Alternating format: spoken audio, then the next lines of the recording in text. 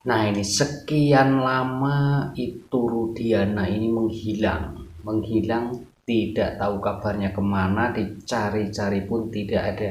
Pada akhirnya Ibtu Rudiana ini muncul juga di media sosial untuk memberikan klarifikasi. Yang diberikan klarifikasi ini tentang apa? Yang diberikan klarifikasi oleh Ibtu Rudiana ini tentang kabar bahwa anaknya ini masih hidup. Dan Ibtu Rudiana ini mengatakan bahwa kabar itu adalah bohong dan tidak benar. Karena Ibtu Rudiana ini meyakini bahwa anaknya memang sudah meninggal waktu kejadian di tahun 2016, yaitu si Eki dan Vina yang ada di Cirebon.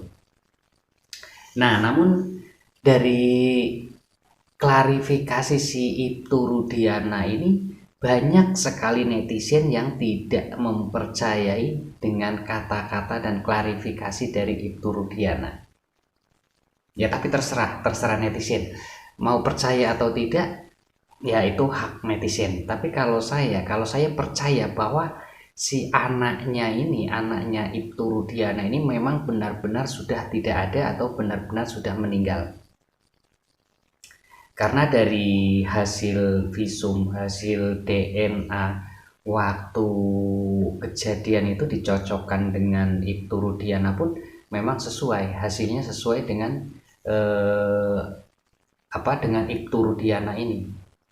Dan mungkin memang betul karena wajahnya pun yang beredar yang terjadi di Cirebon itu memang si Eki itu. Nah, kenapa muncul kabar-kabar tentang si Eki ini masih hidup, bahkan si Eki ini ada di suatu tempat ataupun disembunyikan? Itu kan karena ulah dari netizen sendiri yang mengatakan, wah ini si ini masih hidup, si Eki masih hidup. Itu karena apa? Karena dari otak-otak para yang mengaku-mengaku sebagai indigo itu. Ada emak-emak juga yang pernah mengatakan bahwa si Eki itu masih hidup, tapi ternyata enggak kan. Nah, contoh netizen yang selama ini berkoar-koar di TikTok yang katanya tahu segalanya tentang kasus ini tapi tidak pernah terjun secara langsung, hanya ngoceh di media sosial saja. Contoh Ibu Widya itu kan memperkeruh suasana, memperkeruh permasalahan ini. Karena apa? Dia hanya ngoceh berdasarkan analisa dari video-video yang beredar. Itu yang namanya ilmu cocok logi.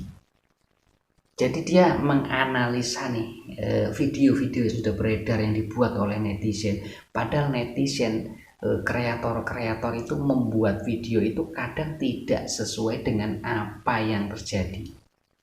Bahkan kreator itu kadang mengarang sesuatu demi mencari penonton agar video-video itu ditonton. Video terlihat menarik. Akhirnya apa? Dilihat oleh Ibu Widya, dipelajari oleh Ibu Widya. Akhirnya apa? Ibu Widya menyimpulkan dengan alasan terawangan dari indigonya. Padahal indigo dari zaman dahulu ya gitu-gitu aja. Setiap ada kasus besar pasti indigo itu memperkeruh. Yang katanya begini, yang katanya begitu. Tidak pernah terbukti dari anak indigo itu.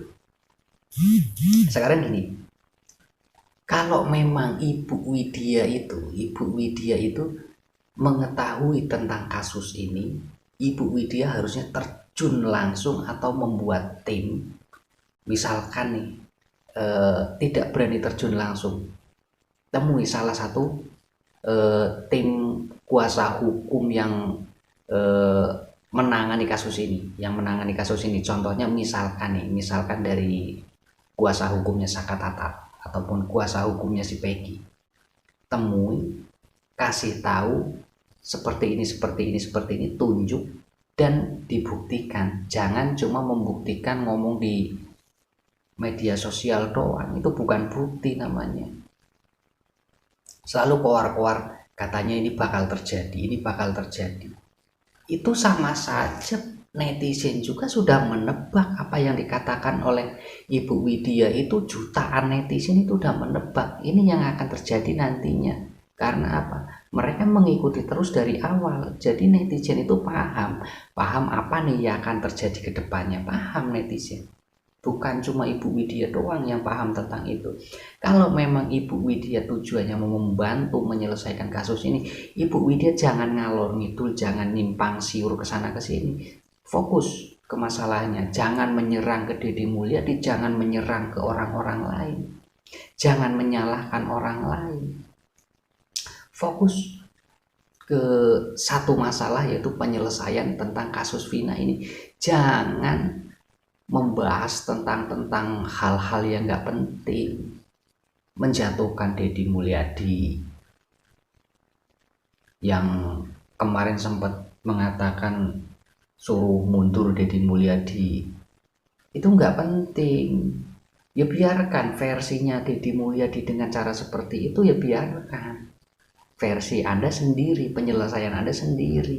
Jadi jangan Anda cuma ngomong di kolom komen di media sosial, tapi tidak ada bukti sama sekali. Tidak ada bukti kerja Anda. Yang ada Anda hanya memperkeruh, mempengaruhi netizen agar membenci Pak Deddy Mulyadi. Ujung-ujungnya kan seperti itu. Oke, kita lupa nih, kita ngobrolin si Ibu Widya dari tadi, tapi kita lupa dengan judul video kita, yaitu klarifikasi dari Ibtu Rudiana. Nah, ini video asli dari Ibtu Rudiana klarifikasinya. Jadi terserah kalian mau percaya atau tidak ya. Ini video yang ada yang saya temukan tentang klarifikasi dari Ibtu Rudiana. Assalamualaikum warahmatullahi wabarakatuh. Saya Ibtu Rudiana, ayah kandung dari almarhum Muhammad Rizky Rudiana. Bersama ini saya sampaikan permohonan maaf yang sebesar-besarnya kepada seluruh warga negara Indonesia atas ketidakmunculan saya selama ini di media. Tentunya karena saya adalah seorang anggota kepolisian yang masih aktif, yang mana dibatasi dengan aturan-aturan yang berlaku serta kode etik kepolisian. Sesungguhnya saya ingin sekali mengutarakan terkait peristiwa yang saya ketahui, yang mana sekarang ini beredar berita-berita miring yang sangat subjektif yang disampaikan oleh orang-orang yang tidak mengetahui kejadian yang sebenarnya. Bersama ini saya sampaikan klarifikasi terhadap berita-berita miring yang beredar yang memberitakan bahwa anak kami Muhammad Rizky masih hidup dan sudah menikah. Saya tegaskan kalau berita tersebut tidak benar, fitnah. Sekali lagi, berita tersebut tidak benar. Anak kami Muhammad Rizky meninggal secara tidak wajar tanggal 27 Agustus tahun 2016. Perlu saya sampaikan bahwa Muhammad Rizky merupakan anak tunggal dari pernikahan saya dengan Ibu Sri Yuliasih. Anak saya dilahirkan di Kota Bandung tanggal 12 Juli tahun 2000. Pada saat saya ke kamar mayat dan juga ibunya, Ibu Sri Yuliasih juga datang ke kamar mayat, karena kami merupakan orang tua yang membesarkan dari kecil, jadi kami hafal persis pada saat melihat di meja mayat bahwa itu anak kami.